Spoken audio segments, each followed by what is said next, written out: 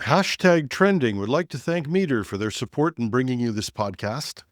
Meter delivers a complete networking stack, wired, wireless, and cellular in one integrated solution that's built for performance and scale. You can find them at meter.com/HTT. TikTok isn't just watching in the app, it's tracking you across the web. Anthropic is closing in on OpenAI's enterprise lead. Discord's identity crisis, from rebellious chat app to privacy flashpoint, and a new segment I'm calling Moving On. Welcome to Hashtag Trending. I'm your host, Jim Love. Let's get into it. TikTok is taking another hit, this time not over censorship or geopolitics, but over something more fundamental: tracking people who don't even use the app. Now, most of us will understand cookies, those small files stored in your browser. You can see them, you can delete them, you can block them.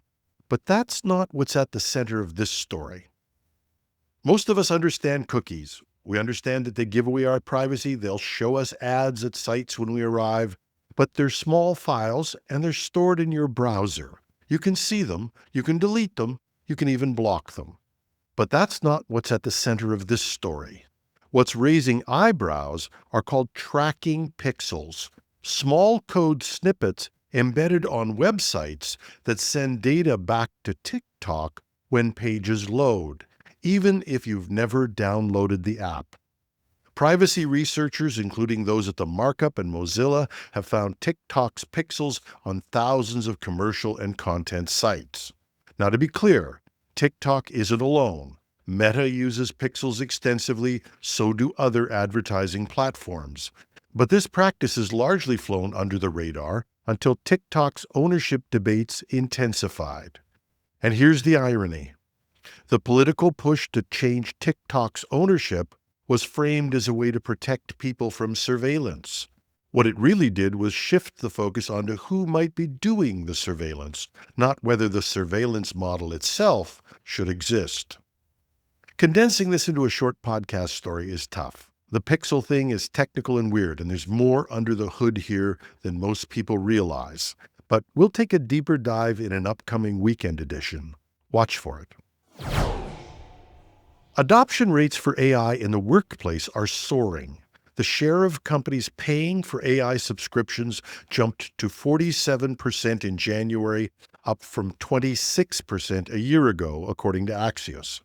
So far, OpenAI is still leading. About 37% of companies are paying for ChatGPT. But Anthropic is coming from behind fast. And this is where it gets interesting. In January, 17% of companies were spending money on Anthropic's Claude. Now that's up 4% from last year. It's not incremental growth, it's acceleration. And it's happening in the most profitable part of the market: enterprise subscriptions. This isn't casual experimentation. This isn't free tier usage. This is paid deployments inside companies. And where OpenAI was the king of this, Anthropic's Claude is showing real signs of coming from behind. Reports suggest that inside major tech firms, including Microsoft, Amazon Web Services, and even OpenAI itself, employees have shown a preference for Anthropic's Claude for coding tasks. When engineers start choosing one tool over another, that preference can spread faster than any corporate announcement. Most predictions in AI don't age well, but one thing I think we can count on is that AI companies need money, and they're going to be looking at areas where people will actually pay for the software. And that means a shift from consumer chat to enterprise workflow, where the money is. Now, will this hold? In most industries, we'd say check back in a couple of quarters. In AI, that's probably about 2 weeks. Discord, the alternative social media platform built around community servers and real-time chat, is facing, discord of its own. Searches for Discord alternatives jumped roughly 10,000% in the U.S. overnight after the company announced new global age verification requirements that many users find invasive or confusing. Now, I have to admit, I was only peripherally aware of Discord for a long time. Software vendors use it and still use it to host meetings with customers and partners. Gaming communities live there. Developer groups live there. I knew it existed. I just didn't need another social media app in my life. But Discord has grown enormously. More than 200 million monthly active users now call it home. And even we have a channel there for our weekend podcast, Project Synapse. But now, Discord is facing a real crisis. Forums of any kind where minors are allowed are inherently risky. Even hugely popular platforms like Roblox have ongoing predator and safety concerns. So, when public safety rules worldwide are pushing sites to block access to adult content unless age can be verified, Discord's response was to roll out a new age verification system that in some cases asks users to prove they're adults either by uploading government ID or by taking an on-device facial age scan, which they claim is very accurate. Now, this idea may have good intentions, but the context matters. Discord originally gained popularity as an open, lightly moderated space, a rebellion against the heavily restricted world of traditional social media. It didn't require an ID to join a gaming server or a hobby group. Now, compounding user unease, there's also a real past breach that is feeding distrust. A third-party vendor Discord used in the UK and Australia for age verification was hacked in 2025, exposing around 70,000 users' government ID photos and related account information. That incident still lingers in people's minds as the company expands its verification framework in North America. Discord claims it's learned, and its new process won't actually store personal scans on its server. Facial age estimation happens entirely on your device, and IDs are deleted soon after age is confirmed. But still, distrust remains high, and many long-term users are looking for alternatives rather than submit to another round of data sharing. There were some meaningful leadership moves in tech and AI last week, the kind that tell you something about the moment we're in.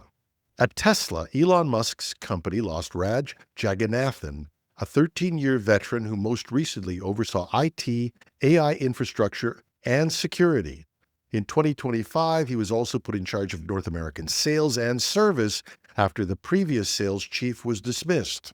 He reported directly to Musk and had effectively become regional head of sales during a period of softening demand. Jagannathan announced his departure in early February. At xAI, Musk's artificial intelligence startup, co-founder Jimmy Ba has departed. Ba is a University of Toronto professor and a highly regarded machine learning researcher whose work underpins modern neural network optimization. Losing a technical co-founder at this stage is not routine turnover, especially in a company positioning itself as a frontier AI challenger. And then there's Anthropic. Miranak Sharma, who led safeguards and AI safety research, has stepped down. He wasn't a peripheral figure. He was central to the company's safety architecture at a time when Anthropic's brand is closely tied to responsible AI development. In a public letter, he said he plans to pursue poetry, framing his exit in existential terms about his concerns about the safety of AI and the direction of the world. At Workday.com, co-founder Anil Bhusri returned as CEO on February 9th, replacing Carl Eschenbach, and this marks Bhusri's fourth stint in the top role. And that transition comes as Workday begins fiscal 2027 after cutting roughly 400 jobs and positioning itself for what Bhusri describes as an AI transformation bigger than the shift to software as a service. Different companies, different pressures, but when co-founders or hugely influential people leave, safety leaders walk away, and founding CEOs return for another turn at the wheel, it suggests one thing. This AI cycle isn't settling down. It's still rearranging itself. That's our show. #Trending would like to thank Meter for their support in bringing you this podcast. Meter delivers a complete networking stack, wired, wireless, and cellular in one integrated solution that's built for performance and scale. You can find them at meter.com/HTT. I'm your host, Jim Love. Have a thrilling Thursday.